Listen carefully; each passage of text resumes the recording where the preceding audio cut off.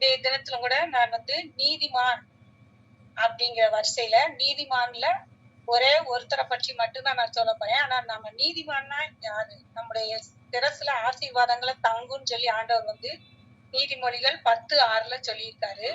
நீதிமான்னா நம்ம யாருன்னா அநீதி செய்யாம இருக்கணும்.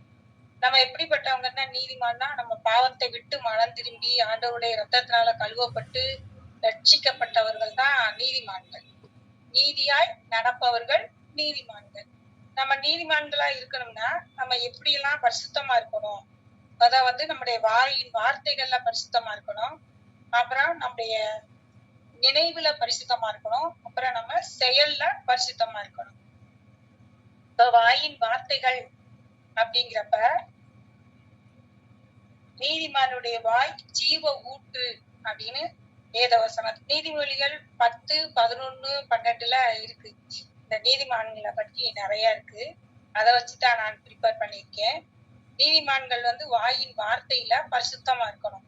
நீதிமொழிகள் 10:21 நீதிமானுடைய உதடுகள் அநேகரை போஷிக்கும். நம்முடைய வாயில வரக்கூடிய வார்த்தைகள் அநேகரை போஷிக்கக்கூடியதா இருக்கும். ஜீவ ஊற்று அப்படிங்கிறப்ப தண்ணி ஜீவ நீர் ஊற்றுல வரக்கூடிய தண்ணி நமக்கு தித்திப்பா இருக்கணும். அப்ப நம்ம வாயின் வார்த்தைகள் மற்றவங்களுக்கு பிரயோஜனமா, கேட்கிறவங்களுக்கு பிரயோஜனமா இருக்கணும். அதே மாதிரி நம்முடைய வார்த்தைகள் மூலமாக அவங்க தொடப்படும். அப்படி நம்ம ஆண்டவர் நம்மள அப்படி வச்சிருக்காரு. அந்த மாதிரி நம்ம நீதிமானா இருந்தாதான் அந்த பிறருக்கு நம்முடைய ஆண்டவருடைய சத்தியத்தை நம்ம சொல்ல முடியும். அதே மாதிரி யோசிக்கிறதுனா என்னன்னா ஆண்டவருடைய வார்த்தைகளை கொடுத்து அவங்கள நேர்வழிப்படுத்தி நம்ம தொடர்ச்சியா அவங்கள வழி நடத்தணும். ஆண்டவருடைய பாதையில நம்ம அவங்கள உற்சாகப்படுத்தக்கூடிய வார்த்தைகளா கொடுத்து ஆண்டவர் எப்படிப்பட்ட தேவன் நம்முடைய தேவன் அப்படிங்கிறத சொல்லி அவங்கள நம்ம வழி நடத்தணும். நானும் கூட பள்ளியில் ஆசிரியரா பணியாற்றி முடித்துட்டேன். என்னோட உடன் பிறந்த என்னோட கூட வேலை பார்த்த ஒரு ஆசிரியெல்லாம் நான் அவங்க ரொம்ப வியாதியில கஷ்டப்பட்டாங்க. அந்த டைம்ல எல்லாம் நான் அவங்களுக்கு ஆண்டவரை பற்றி சொன்னேன். அவங்ககிட்ட நிறைய சத்தியத்தெல்லாம் கொடுத்து அவங்கள படிக்க சொன்னேன். அதே மாதிரி இந்த டிவியில இப்ப கொரோனா பீரியடுக்கு அப்புறம் ஜெபிக்கலாம் வாங்கங்கிற ப்ரோக்ராம கூட நீங்க கேளுங்க அப்படிங்கறத கூட நான் சொல்லி பார்த்தேன். அவங்க அத ஒரு சில நாட்கள்ல கேட்டிருக்காங்க. ஆனா அவங்க மகனும் அவங்க வீட்டுக்காரும் அதுக்கு ஒப்புதல் கொடுக்கல. அதனால செல்போன்ல வச்சு கூட கேட்டு பார்த்தாங்க. ஆனா அவங்க முழு இதயத்தோட அதை கேட்கல. வியாதியிலே கஷ்டப்பட்டாங்க. கடைசியில பாத்தீங்கன்னா அவங்களுடைய மகன் நம்ம நம்ம பிள்ளைங்களை நம்ம நேர்வழிப்படுத்துறோம். நம்முடைய பிள்ளைங்களை ஆண்டவருடைய சத்தியத்தை சொல்லி கர்த்தரை தெய்வமா கொண்ட ஜனம் பாக்கியம் உள்ளதுன்ற வசனத்தின்படி நம்ம நம்முடைய பிள்ளைகளை ஆரம்ப நாட்கள்ல இருந்தே ஆண்டவருடைய சத்தியத்தை சொல்லி நம்ம பிள்ளைங்க கடவுளுக்குள்ள நம்ம வழி நடத்தி வரோம். ஆனா அவங்க அந்த வழிநடத்தல் இல்ல. ஆனா அவங்க என்ன செஞ்சுட்டாங்க, பையனுக்கு என்ஜினியரிங் முடிச்சுட்டா வேலை இல்லைன்றனால அந்த பையனை மேற்கொண்டு கோர்ஸ் படிக்கிறதுக்காக எக்ஸாம் காம்படிட்டிவ் எக்ஸாம் எழுதுறதுக்காக போய் அவங்க ஊர்ல ஏதோ ஒரு ஊர்ல எல்லாம் போய் படிக்க வச்சாங்க. இந்த பையன் பரீட்சை எழுதிட்டு வந்துட்டான். குரூப் 2 எக்ஸாம் எழுதிட்டு வந்துட்டான். அந்த டைம்ல இவங்களுக்கு சோகமில்லாம போச்சு. சோகமில்லாம போன உடனே ஆஸ்பத்திரியில போய் படுத்துட்டாங்க.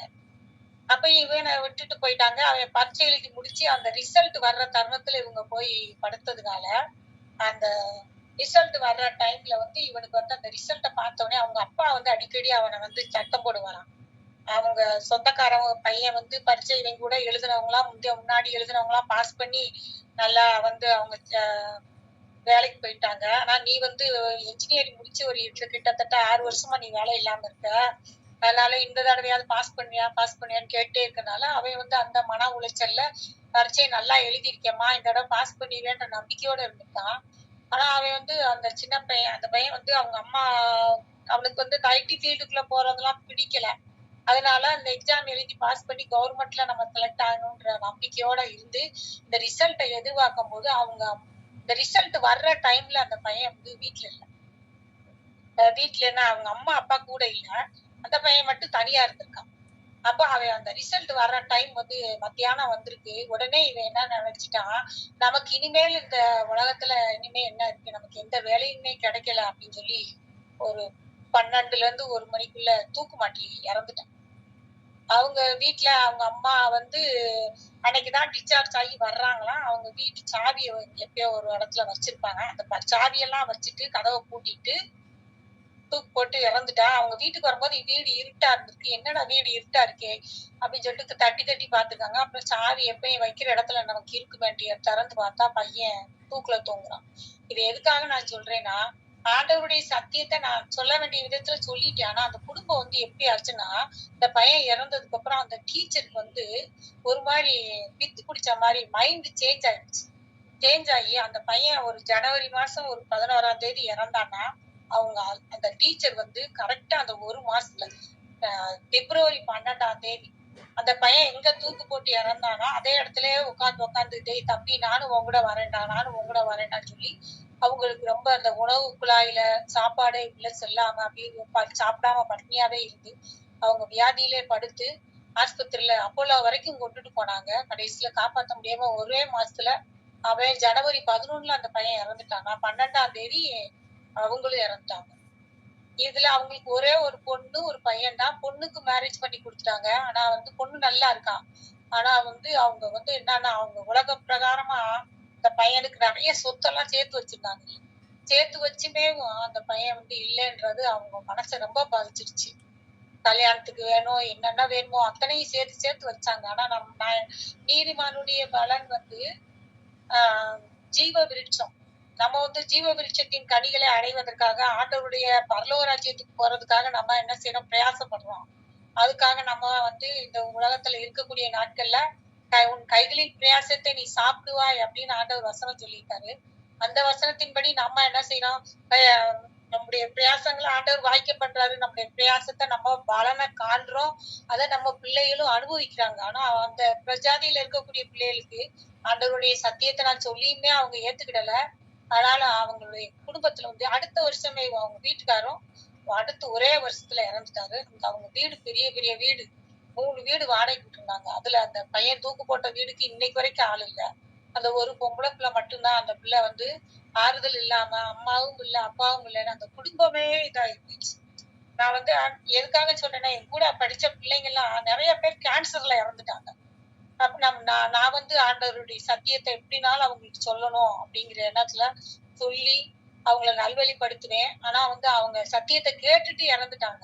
ஆனா ஆண்டவரே நம்முடைய சத்தியத்தை நான் சொல்லாம இல்ல ஆண்டவரே, நான் எல்லாருக்கும் அவங்களுக்கு சத்தியத்தெல்லாம் நான் சொல்லிட்டேன். ஆனா வந்து அவங்க மனசுல வந்து முழு மனசோட அவங்க ஏத்துக்கிடலையே சவனா. நான் உங்களுக்காக ஜெபிச்சிருக்கேன். எவ்வளவோ பிரயாசப்பட்டு நீங்க போன் பண்ணி எல்லாம் பேசுவேன். இதெல்லாம் கேளுங்க செய்யுங்கன்னு. ஆனா வந்து அந்த குடும்பம் வந்து அப்படியே உலகத்துல இல்லாம அப்படியே ஆயிப்போச்சு. அதெல்லாம் நம்ம வந்து நீதிமானா இருந்தோம்னா அநேகரை வந்து ஆண்டவருடைய மந்தையில சேர்க்கிறவங்களா நம்ம இருக்கணும். நம்முடைய வாயின் வார்த்தைகள் வந்து பிறரை காயப்படுத்தக்கூடிய வார்த்தைகளா இருக்கக்கூடாது. நீதிமொழிகள் 12:18 பட்டய குத்துகள் போல் பேசக்கூடிய வார்த்தைகள் நம்ம வாயிலிருந்து வரக்கூடாது. அதே மாதிரி நம்முடைய வாய் வந்து ஞானத்தை வெளிப்படுத்துற வார்த்தைகளா இருக்கும். ஞானமா பேசணும். மற்றவங்களிடத்துல பேசும்போது நம்முடைய வாயின் வார்த்தைகள் மூலமா அநேகர் மனம் திரும்புற மாதிரி நம்ம பேசக்கூடிய வார்த்தைகள் இருக்கணும். அதுல பள்ளிக்கூடத்துல நான் ஸ்கூல்ல வேலை பார்க்கும்போது பள்ளிக்கூட பிள்ளைகளுக்கும் ஆண்டவரை பற்றி சொல்லுவேன். ஏன்னா கவர்மெண்ட் ஸ்கூல்ல வந்து எல்லா பிள்ளைகளுக்கும் பப்ளிக்கா சொல்ல முடியாது. அதனால நான் வந்து அந்த பிள்ளைகளை மனப்பாடம் பண்ணி பரீட்சை எழுதுறது கஷ்டப்படுற பிள்ளைங்க, மார்க் கம்மியா வாங்குற பிள்ளைங்க, அந்த பிள்ளைங்க எல்லாம் பக்கத்துல உட்கார வச்சு நீ வந்து இயேசுவை தேடு, நல்லா ஜெபம் பண்ணிட்டு படி, உனக்கு கடவுள் ஞானம் தருவாரு அப்படின்லாம் ஆண்டவருடைய பற்றி சத்தியத்தை பற்றி நான் சொல்லுவேன். இப்பயும் என்னை பாக்குற பிள்ளைங்க எல்லாம் எங்கேயாவது கடைக்கு போனா டீச்சர் நீங்க சொன்ன சத்தியத்தினால நான் இன்னைக்கு கடவுளுக்குள்ள இருக்கேன், பேசாமைய நான் தெரிஞ்சுக்கிட்டேன், அவர் வழியில இருக்கேன் அப்படின்னு சொல்லி ஒரு ஆனந்தம்னு தேனியில ஒரு கடை இருக்கு. அந்த கடைக்கு போகும்போது ஒரு பிள்ளை என்னைய கூப்பிட்டு சொல்றான், டீச்சர் நீங்க சொன்ன வார்த்தைனால நான் கிறிஸ்டியனா இருக்கேன்னு. அப்படி நம்முடைய ஆகாரத்தை வந்து தண்ணீரின் மேல் போடு அநேக நாட்களுக்கு பின் அதன் பலனை காண்பா என்ற வசனத்தின்படி ஆண்டவர் வந்து இந்த மாதிரி ஜீவனுள்ள வார்த்தைகளை பிறருக்கு நம்ம கொடுக்க போது அவங்க வந்து ஆண்டவருக்குள்ள எப்படினாலும் அநேக நாட்களுக்கு பின் அதன் பலனை காண்பா என்ற வசனத்தின்படி ஆண்டவர் வந்து அந்த பலனை நம்ம காண கிருபை செய்வாரு. அதே மாதிரி நம்முடைய செயல்லையும் பரிசுத்தமா இருக்கணும். நம்முடைய செய்கைகள் வந்து மற்றவங்களுக்கு இப்ப நான் பள்ளிக்கூடத்துக்கு கரெக்டா போறேன், நான் வந்து அந்த டைமுக்கு போகணும், நம்மளை பார்த்து 4 பேர் திருந்தணுங்கிறதுக்காக நம்முடைய செயல்கள் வந்து அனைவரையும் நல்வழிப்படுத்தக்கூடியதா இருக்கணும். உண்மையான செயல்களா இருக்கணும். கரெக்டா டைமுக்கு போகணும், டைமுக்கு வரணும் அப்படின்னு இருக்கும்போது 4 பேர் சொல்லுவாங்க, இந்த டீச்சரா இப்படி கரெக்டா இருப்பாங்க அப்படிங்கிறத மற்றவர்கள் நம்மகிட்ட சொல்லுவாங்க. அதுக்காக நம்ம வந்து நம்ம அந்த நேரத்துல நம்ம வந்து புகழ்ச்சிக்கு இடம் கொடுக்காம நம்ம ஆண்டவருடைய வார்த்தைகள் நம்முடைய செயல் மூலமா வெளிப்படுது அப்படிங்கறத நினைச்சு நம்ம சந்தோஷப்படணும். அதே மாதிரி நீதிமான் வந்து எப்படிப்பட்டவனா இருப்பானா, பிசினித்தனம் இல்லாமல் கொடுப்பானாம். நீதிமொழிகள் 21:26. யாராவது வசனம் வார்த்தைங்கன்னா நல்லா இருக்கும். நீதிமொழிகள் 21:26. 26.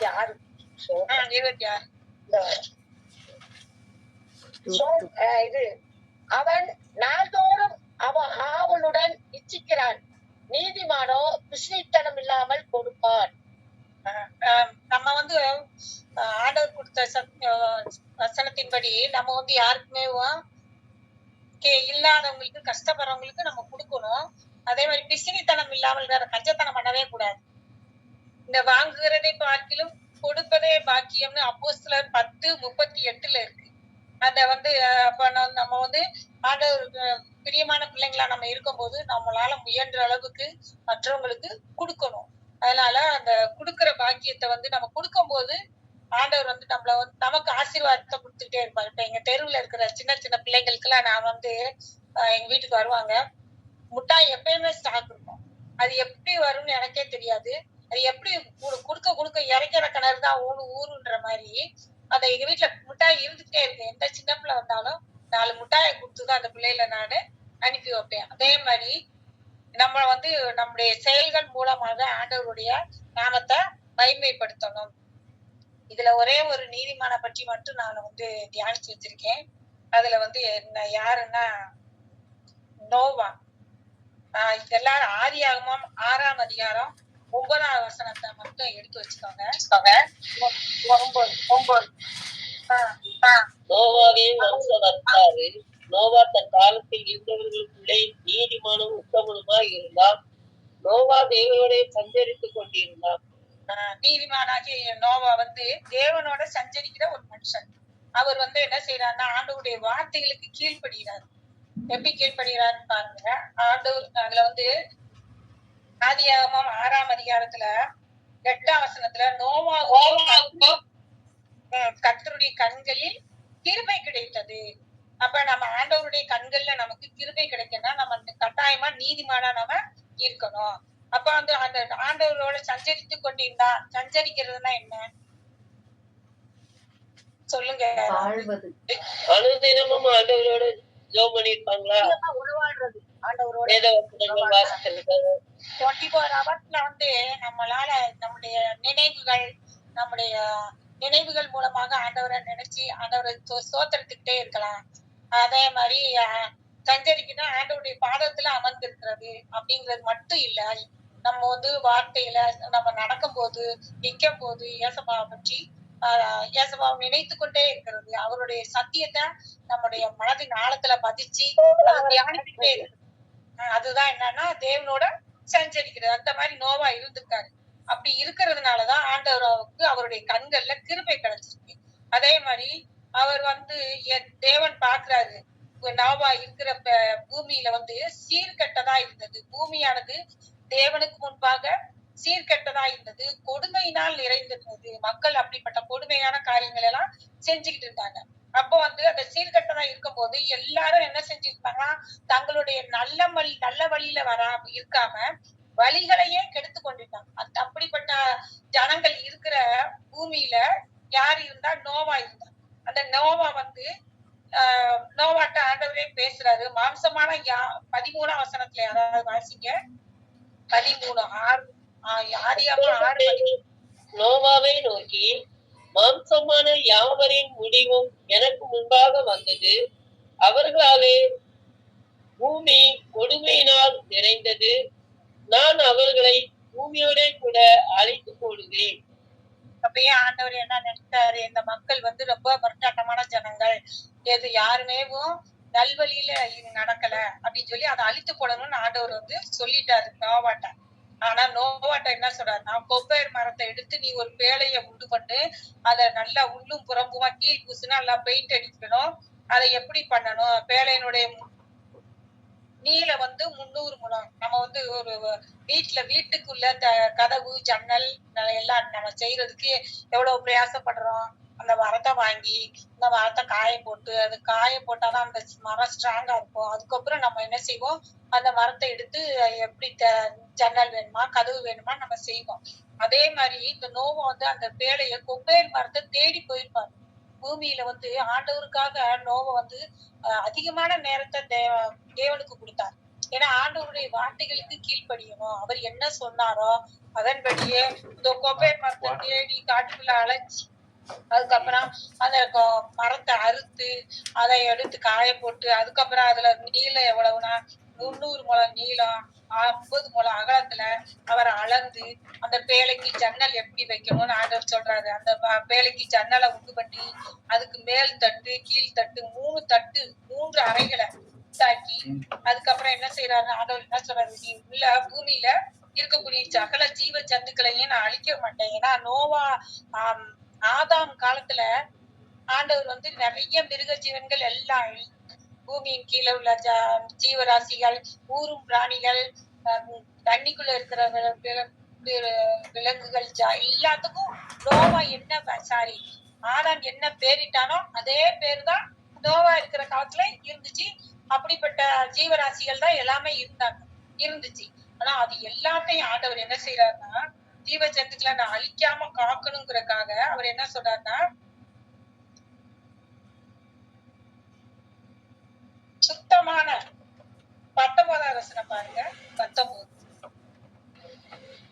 சகலவித மாம்சமான ஜீவன்களிலும் ஆணும் பெண்ணுமாக வகை ஒன்றுக்கு ஒவ்வொரு ஜோடு உன்னுடன் உயிரோட காக்கப்படுவதற்கு வேலைக்குள்ளே சேர்த்துக்கொள். 20ஆம் வசனத்தை சேர்ந்து வாசிங்க. ஜாதி ஜாதியான பறவைகளிலும் ஜாதி ஜாதியான மிருகங்களிலும் பூமியில் உள்ள சகல ஜாதி ஜாதியான ஊரும் பிராணிகளிலும் வகை ஒன்றுக்கு ஒவ்வொரு சோறு உயிரோடே காக்கப்படுவதற்கு உன்னிடத்தே வரக்கடவுது. ஆண்டவர் வந்து இந்த மிருகங்களை பூரா நீ எப்படி தேர்க்கணும் அப்படிங்கிறதுக்கு சொல்றாரு. இது வந்து வரக்கடவுதுன்னா என்னன்னா கட்டளை. அந்த கட்டளை இடுறதுக்கு யாருக்கு அதிகாரம் இருக்கு? நோவாவுக்கு. ஆண்டவருடைய கண்கள்ல கிருபை கிடைத்ததுனால போய் மிருகங்களையும் தேடி போயிருப்பாரு காட்டுக்குள்ள. ஜோடு ஜோடா அதுல வந்து சுத்தமான மிருகம், சுத்தமான மிருகங்கள்ல 7 ஜோடியும், சுத்தம் இல்லாத மிருகங்கள்ல 1 ஜோடியும் ஆண்டவர் சேர்க்க சொல்லியிருப்பாரு. அப்போ வந்து நோவா வந்து இதுக்கெல்லாம் காட்டுக்குள்ள போய் தரையில ஊர்ற பிராணி அது பாம்பு எல்லாத்தையும் ஆண்டவர் வந்து ஜோடி ஜோடா உள்ள சேர்க்க சொல்லும் போது முதல்ல வந்து என்ன சொல்றாருன்னா, பேழைக்குள்ள சேர்த்து 7ஆம் வசனத்துல 7ஆம் அதிகாரத்துல 8 தேவன் நோவாவுக்கு கட்டளையிட்டபடியே சுத்தமான மிருகங்களிலும் சுத்தமில்லாத மிருகங்களிலும் பூமியிலே ஊரும் பிராணிகள் எல்லாவற்றிலும் ஆணும் பெண்ணும் ஜோடு ஜோடாக நோவாவிடத்தில் பேழைக்கு உட்பட்டன. அவர் வந்து என்ன செய்யறாரு, போய் நீங்களா வாங்க அப்படின்னு கூப்பிட்டோன்னே ஒவ்வொரு மிருகமும் அந்த நோவானுடைய வார்த்தைகளுக்கு கீழ்படிச்சு அது பூரா என்ன வந்துருச்சு. வந்து சேர்த்துக்கொள்ளு கட்டளை சொல்றாரு. அதுக்கப்புறம் என்ன சொல்றாரு, நீ போய் உன்னோடத்துல வரக்கடவுதுன்னு நீ சொன்னோடனே எல்லாமே உள்ள வந்துருது. வந்தவொடனே எல்லா வட்டியிலும் பூமியில வரும்போது எல்லாத்தையும் என்ன செஞ்சுட்டாரு, பேழைக்குள்ள அடைச்சிட்டாரு. ஆனா நம்ம இதே மாதிரி நம்ம வந்து உலகத்துல நோவா காலத்துல நம்ம கொஞ்சம் கற்பனை பண்ணி பார்ப்போம். நோவா இருக்கும் போது இந்த பூமியில இருக்கக்கூடிய நாட்கள்ல எல்லாரும் அவங்கவுங்க தங்கள் வழிகளை கெடுத்து கொண்டிருந்தாங்கன்னா கெட்ட தீய வழியில நடந்துட்டு இருக்காங்க. அப்ப இந்த நோவா மட்டும் தனியா உட்கார்ந்து வேலை செய்யறாரா? அவர் குடும்பத்துல இருக்கக்கூடிய எல்லாரும் அவருக்கு ஒத்துழைப்பு கொடுத்திருப்பாங்க. அவங்க எல்லாரும் சேர்ந்துதான் என்ன செஞ்சிருப்பாங்க, அந்த வேலையை செய்யறதுக்கு எல்லாரும் சேர்ந்துதான் செஞ்சிருப்பாங்க. அதே மாதிரி அவங்க செய்யும் போது அந்த மக்கள்லாம் வந்து கேள்வி பண்ணிருப்பாங்க, என்னடா செய்யற, என்ன இது எதுக்கு செய்யற அப்படின்னு கேட்கும் போது அவர் என்ன சொல்லியிருப்பாரு, ஆண்டவர் சொன்னதெல்லாம் சொல்லியிருப்பாரு. அப்படி சொல்லியும் கூட அவங்க என்ன செய்யல, தங்களுடைய வழியை விட்டு மாறல, தங்களுடைய தீய வழியை விட்டு அவங்க என்ன செய்யல, மனம் திரும்பல. அதே மாதிரி நம்மளும் அந்த உலகத்துல இருக்கோம். நம்மளும் நிறைய பேருக்கு அதுக்காக தான் நான் என்னுடைய இதுல நடந்ததெல்லாம் சொன்னேன். நிறைய பேருக்கு நம்ம சத்தியத்தை சொல்றோம், அவங்க வந்து அது கேட்கல. ஆனா ஆண்டவர் வந்து பரலோகத்துல போனவனே உனக்கு சத்தியம் சொல்லப்பட்டது, ஆனா நீ கேட்கல அப்படிங்கறது ஆண்டவருக்கு தெரியும். இது இவங்க மூலமா உனக்கு சத்தியம் சொன்னாலும் நீ என்ன செய்யல, கேட்கலங்கிறத ஆண்டவர் குறிச்சு வச்சிருப்பாரு. அப்போ வந்து நம்ம வந்து எவ்வளவுக்கு எவ்வளவு ஆண்டவருடைய சத்தியத்தை மக்கள் கேட்கலைனாலும் சரி, நம்முடைய வேலை ஆண்டவர் சத்தியத்தை மற்றவங்களுக்கு சொல்ல சொல்லியிருக்காரு. அதை வந்து கட்டாயமா நம்ம சொல்லணும். சொல்லும் போது நம்ம வந்து நீதிமானுடைய சிரசின் மேல் ஆசீர்வாதங்கள் தங்கும்னு நீதிமொழிகள் 10:6 இருக்கு. அந்த 6ஆம் வசனத்தின்படி ஆண்டவர் வந்து நம்முடைய சிரசில் ஆசீர்வாதங்களை தங்க வைப்பாரு. அதே மாதிரி நோவா வந்து அவருடைய வார்த்தைகளுக்கு கீழ்ப்படுத்தி அந்த பூமியில வந்து மழை பொழியும் போது அவருடைய குடும்பம் மட்டும்தான் காக்கப்பட்டது. அந்த குடும்பத்திலிருந்து வந்த சந்ததிகள் தான் நம்ம எல்லாமே. நோவா முதல் வருகை வந்து ஆண்டவருடைய வருகையில ஜலத்தினால ஆண்டவர் என்ன செஞ்சிட்டாரு, நோவா காலத்துல பூமியை அழிச்சிட்டாரு. நீ அடுத்து 2ஆம் வருகைக்கு நம்ம என்ன செய்யணும், அநேகரே ஆயத்தப்படுத்தணும். நோவா காலத்துல இருந்தவங்களுக்குள்ள அவர் வந்து எப்படிப்பட்டவரா இருந்தாரு, நீதிமானா இருந்தாரு. அதே மாதிரி தன் கால நீதிமானும் உத்தமனுமா இருந்தார். இதே மாதிரி நீதிமான்கள் வரிசையில நிறைய பேர் வர்றாங்க. ஆபிரகாம் இருக்காரு, லோத்து இருக்காரு, அதே மாதிரி தானியேல், எல்லாருமே தாவீது, இவங்கெல்லாம் நீதிமானா இருந்திருக்காங்க. நான் வந்து இன்னைக்கு தியானிச்சது இந்த நோவாவை பற்றி மட்டும்தான். இந்த செய்தி வந்து அனைவருக்கு பிரயோஜனமா இருக்கும்னு நான் நம்புறேன், விசுவாசிக்கிறேன். அதே மாதிரி நம்ம நீதிமான்களா இருந்தோம்னா நம்முடைய மத்தேயு 13:43 மத்தேயு 13:43 அந்த வசனம் மட்டும் வாசிங்க. 13:43. அப்பொழுது நீதிமான்கள் தங்கள் பிதாவின் ராஜ்யத்திலே சூரியனை போல பிரகாசிப்பார்கள். கேட்கிறதுக்கு காதுள்ளவன் கேட்க கடவன். நம்ம நீதிமானா இருந்தோம்னா நம்ம வந்து பரலோக ராஜ்யத்துல சூரியனை போல பிரகாசிக்கிறவங்களா நாம இருப்போம். அதே மாதிரி சங்கீதத்தை மட்டும் கொஞ்சம் வசனங்களை மட்டும் வாசிச்சுட்டு நான் முடிச்சிடுறேன். சங்கீதம் 34:17, 19, 20. நீதிமான்கள் கூப்பிடும் போது கர்த்தர் கேட்டு அவர்களை அவருடைய எல்லா உபத்திரவங்களுக்கும் நீங்களாக்கி விடுகிறார். நொறுங்குண்ட இருதயம் உள்ளவர்களுக்கு கர்த்தர் சமீபமா இருந்து நறுங்குண்ட ஆவியுள்ளவர்களை ரட்சிக்கிறார்.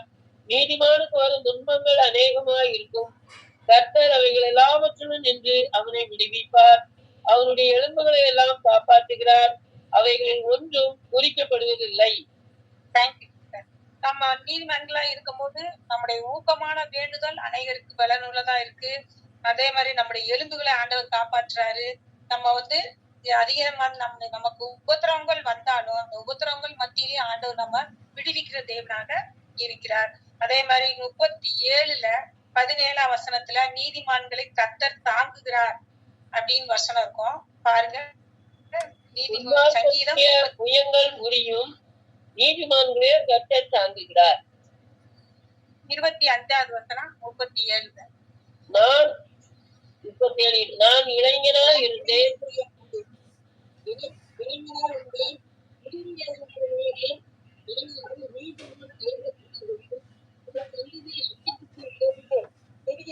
காணவில்லை.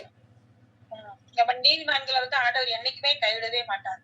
நம்மளை அப்பத்துக்கு இறந்து திரியவே விட மாட்டாரு. அதே மாதிரி சங்கீதம் 37:29 வசனம்.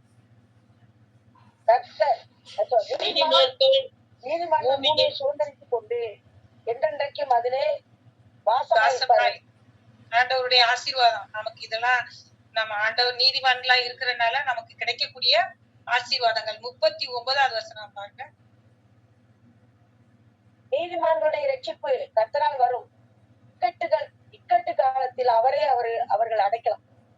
நம்ம எல்லா காலத்திலயும் ஆண்டவர் வந்து நம்மளோட இருப்பாரு. நமக்கு எல்லா பிரச்சனைகள் மத்தியிலும் கஷ்டங்கள் மத்தியிலும் நம்மோட இருக்கிறவர் அவர் தான்.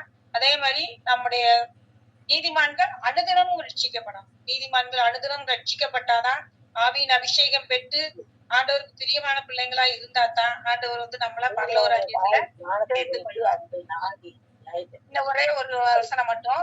ரோமர் 6ஆம் அதிகாரம் 13, 14. ரோமர் 6, 13, 14.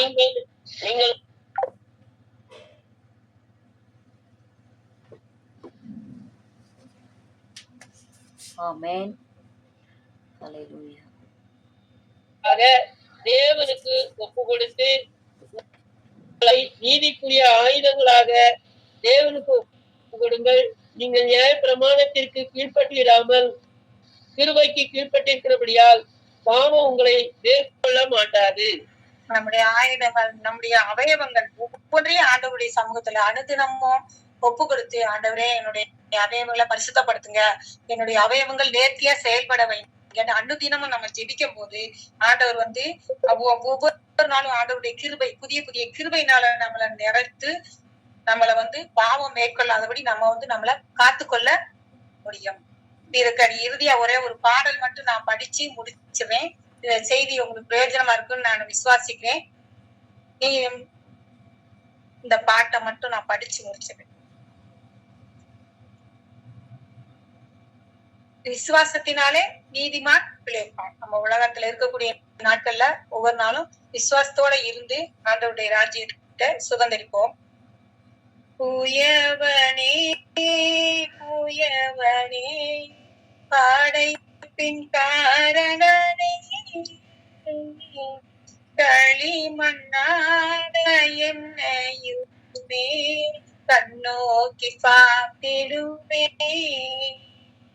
பெருமையான பாத்திரங்கள் பெருத்த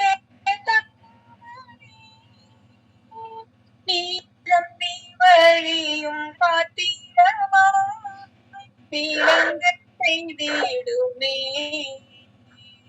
வேதத்தில் காணப்படும் இயேசுவை போற்றிடுமே, என்ன பாத்திரமா சொல்லி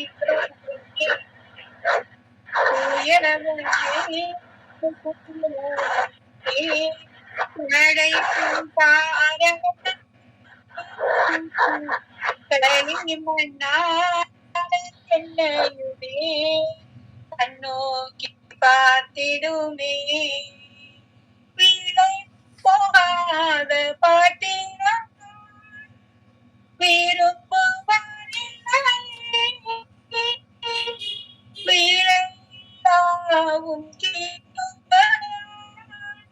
உகந்ததாக்கிடுமே,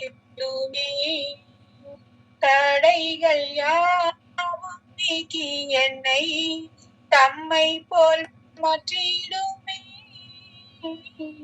உடைத்து என்னை தனக்கே உடைமையாக்கிடுமே, உயவனே உயவனே படைப்பின் காரணனே,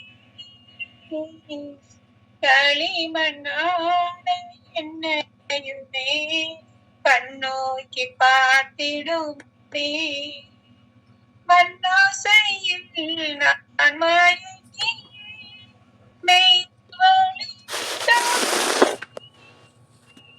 கண் போன போக்கை பின்பற்றினே, கண்டே நீலை இன்பமே, காணாமல் போன பாத்திரம் என்னை தேடி வந்த தெய்வமே,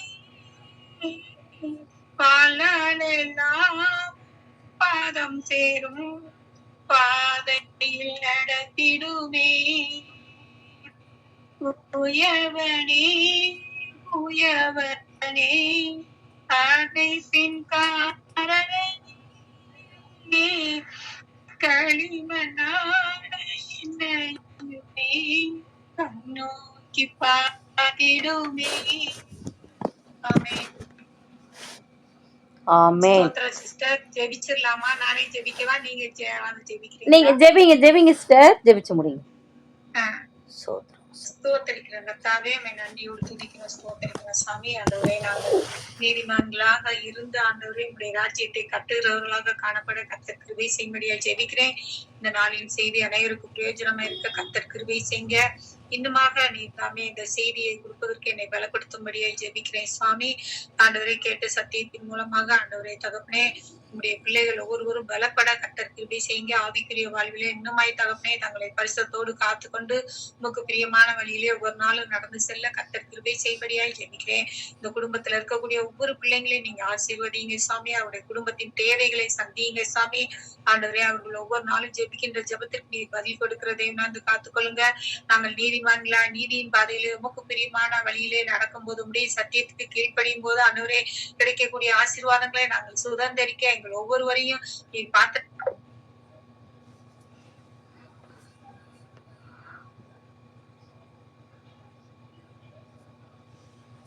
படியாய் தகப்பனே, அழைக்கப்பட்டவர்கள் அநேகர் தெரிந்து கொள்ள என்று சொன்ன வசனத்தின்படியா உம்மால் அழைக்கப்பட்ட ஒவ்வொரு பிள்ளைகளையும் அழைத்து வந்து ஆண்டவரே அது அநேகருக்கு பிரயோஜனமாய் காணப்பட கர்த்தர் கிருபை செய்ய உன் சித்தமானால் என்னை கூட நீர் அழைத்து செல்லும்படியா அப்படியே பாத்துல கெஞ்சி நிற்கிறேன் சாமி. இந்த நாளை நீரே ஆசீர்வதித்து தாங்க. இந்த அறிவுலே ஆண்டவரே ஒவ்வொரு நல்ல நித்திரையை தாங்க சாமி. உங்களுடைய பிள்ளைகள் உங்களோடு ஐக்கியப்பட்டவர்களாய் ஒரு நாள் ஜீவிக்க பரிசுத்தத்தின் பாதையில நடந்து செல்ல கர்த்தர் கிருபை செய்து எங்களுடைய பிள்ளைகளையும் உங்களுடைய பாதையில நேர்த்தியாய் நாங்கள் நடத்தி செல்ல நல்ல ஞானத்தின் ஆவினால் நிரப்பி நீரே வழி நடத்தும். உடைய திருக்கரத்திலே ஒவ்வொருவரையும் தாழ்த்தி அர்ப்பணிக்கிறேன். இயேசுவின் மூலம் ஜெபங்கள் பரிசுத்தமுள்ள பிதாவே. ஆமென். ஆமென், ஆமென். நம்ம எல்லாரும் சேர்ந்து சொல்வோம். என் ஆத்துமாவே கர்த்தரை ஸ்தோத்திரி, என் முழுமே அவருடைய பரிசுத்த நாமத்தை ஸ்தோத்திரி. என் ஆத்துமாவே கர்த்தரை ஸ்தோத்திரி, கர்த்தர் செய்த சகல பாரங்களையும் மறவாதே. ஆமென். ஹல்லேலூயா. Praise the Lord.